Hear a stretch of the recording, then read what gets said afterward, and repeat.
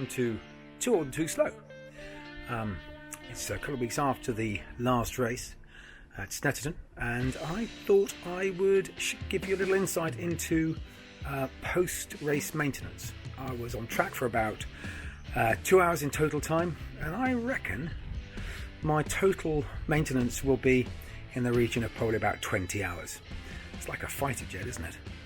Fly for an hour, maintain for 20 hours. So I will show you my workshop, which is a small little workshop tucked away. So I've got the car out, got it on axle stands. I've taken the wheels off, washed and stored in the dark out the way. Those are my second wheels, my test wheels.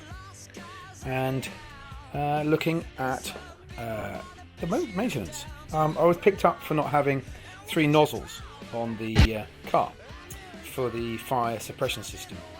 So I've made a bracket and installed an extra one there. So now that's 3. I'm not sure if the rules changed over the winter, but I'm now compliant with 3 fire suppression nozzles. I've cleaned and checked everything. Going to do a nut and bolt check and just to make sure everything is okay. Batteries on charge. Check the water levels. Come down here and check the levels of the brake fluid and the clutch fluid.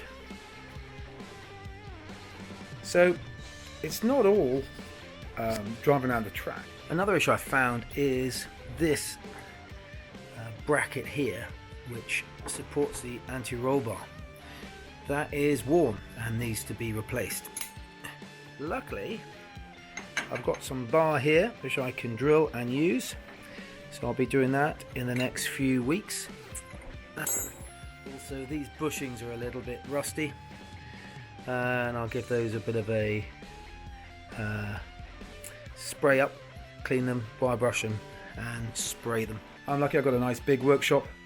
It's not at home, it's a short drive from home, but it's safe, secure, quiet, and a great place to spend a few hours. Anyway, thank you for watching, and the next time you'll probably see me is when I'm out on track at Donington Park in June.